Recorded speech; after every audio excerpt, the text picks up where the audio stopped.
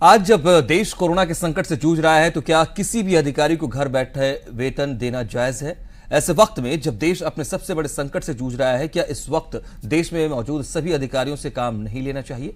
ऐसे ही कुछ सवाल हैं जिसका जवाब बिहार कैडर के एक अधिकारी ने ढूंढने की कोशिश की है और भ्रष्टाचार के आरोपों से सुप्रीम कोर्ट तक से क्लीन चिट ले चुके हैं आईएएस अधिकारी जितेंद्र गुप्ता अब पूरे सिस्टम से जवाब मांग रहे हैं। ये है डॉक्टर जितेंद्र गुप्ता, वर्ष 2013 बैच के बिहार कैडर के आईएएस अधिकारी। इनकी सबसे बड़ी पहचान है ईमानदारी, और इस समय इनकी सबसे बड़ी परेशानी यह है कि ईमानदारी का न्यायिक प्रमाण पत्र होने के बाद भी सरकार और सिस्टम इन्हें प्रताड़ित कर रहा है। जितेंद्र गुप्ता के खिलाफ साजिश की शुरुआत वर्ष 2016 में हुई। उस वक्त वो बिहार के मोहनिया में अपनी सेवा दे रहे थे और ट्रांसपोर्ट माफियाओं के भ्रष्टाचार की चेन को तोड़ने में जुटे थे। इसी दौरान ट्रांसपोर्ट गिरोह ने जितेंद्र गुप्ता पर रिश्वत का आरोप लगाकर उन्हें बिहार की विजिलेंस टीम के हाथों गिरफ्तार करवा दिया। लेकिन ट्रांसपोर्ट गिरोह की साजिश सामने आने के बाद जितेंद्र गुप्ता झुके नहीं, बल्कि कानूनी तरीके से लड़ाई लड़ी। पटना हाई कोर्ट ने अक्टूबर 2016 को जितेंद्र गुप्ता के खिलाफ फर्जी मुकदमे को निरस्त कर दिया। यानी जिस ईमानदार अधिकारी को सिस्टम बेईमान साबित करने में जुटा था, उसी आईएएस अधिकारी को न्यायपालिका ने बेकसूर बताया। देखिए, उनका गुनाह यह था कि उन्होंने ट्रांसपोर्ट माफिया के खिलाफ कार्रवाई करी और उसके बाद 5 राउंड्स ऑफ लिटिगेशन हो चुके हैं। हर एक राउंड ऑफ लिटिगेशन में डॉक्टर गुप्ता की जीत हुई है। पटना हाई कोर्ट में कानूनी लड़ाई जीतने के बाद जितेंद्र गुप्ता को ये धमकियां मिलने लगी, जिसके बाद उन्हें बिहार छोड़कर दिल्ली जाना पड़ा। इस अधिकारी ने सीएटी यानी केंद्रीय प्रशासनिक अधिकरण में ये अपील की कि बिहार में उनकी जान को खतरा है, इसलिए उनके कैडर को बदलने का आदेश दिया जाए। 2018 में सीएटी ने जितेंद्र गुप्ता की अर्जी स्वीकार कर ली, लेकिन बिहार सरकार ने इस फैसले को दिल्ली हाईकोर्ट में चुनौती दी। दिल्ली हाईकोर्ट ने बिहार सरकार की याचिका को खारिज कर दिया। दिल्ली हाईकोर्ट ने तो यहां तक कह दिया कि माफियाओं द्वारा की गई साजिश में बिहार की विजिलेंस टीम शामिल है और इसीलिए दिल्ली हाईकोर्ट ने बिहार सरकार को यह आदेश दिया कि जितेंद्र गुप्ता को 5 लाख रुपए का मुआवजा मानहानि के एवज में दिया जाए। बिहार सरकार ने अगस्त 2019 में जितेंद्र गुप्ता को 5 लाख रुपए का मुआवजा भी दे दिया। यहाँ पर एक सवाल ये भी उठता है कि क्या मुआवजे की राशि की वसूली माफियाओं और उन अधिकारियों से नहीं होनी चाहिए जिन्होंने जितेंद्र गुप्ता को झूठे केस में फंसाया? और सवाल ये भी बनता है कि क्या अब तक उन माफियाओं पर कोई एक्शन हुआ या नहीं। हाईकोर्ट ने रिकॉग्नाइज किया कि एक ईमानदार आईएएस ऑफिसर को हैरेस किया गया और ये भी रिकॉग्नाइज किया कि बिहार में उनका सर्व करना अब पॉसिबल नहीं है। He has to be transferred to another state. But बावजूद दिल्ली हाईकोर्ट की जजमेंट के डॉक्टर गुप्ता को कार्डर ट्रांसफर नहीं किया।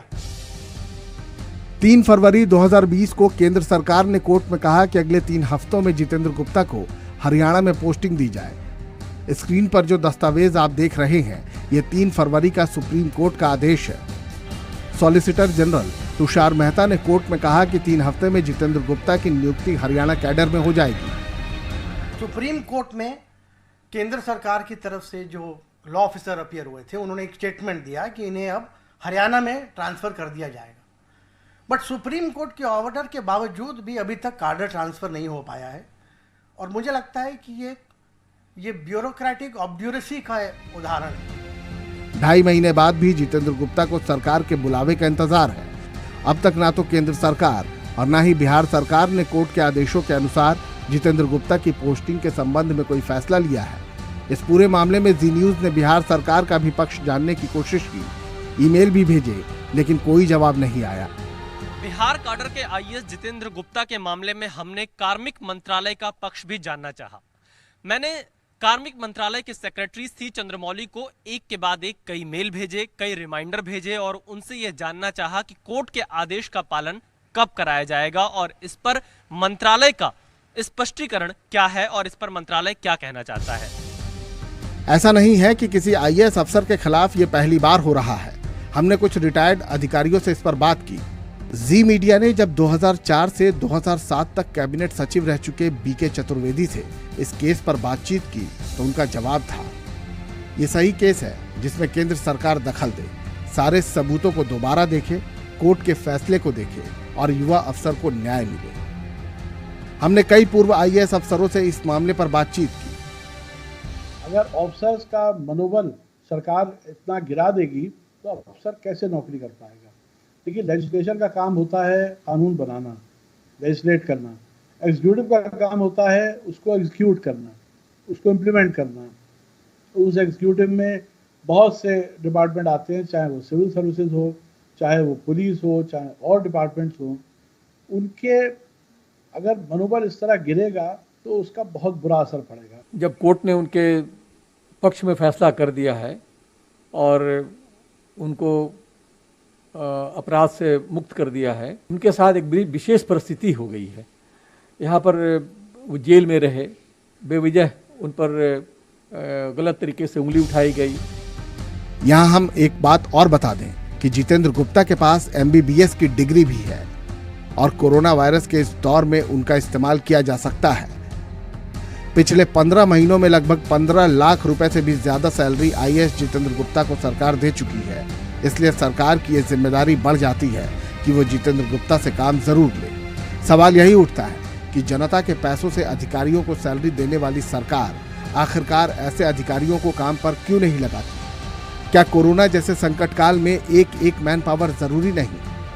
क्या कोर्ट के आदेश के बाद भी इन्हें इंतजार कराना कोर्ट की अवमानना नहीं? केंद्र सरकार के DOPT मंत्रालय को इस पर गंभीरता से विचार करना चाहिए ताकि ईमानदार अधिकारियों का मनोबल बढ़ा रहे। विशाल पांडे, जी मीडिया, दिल्ली।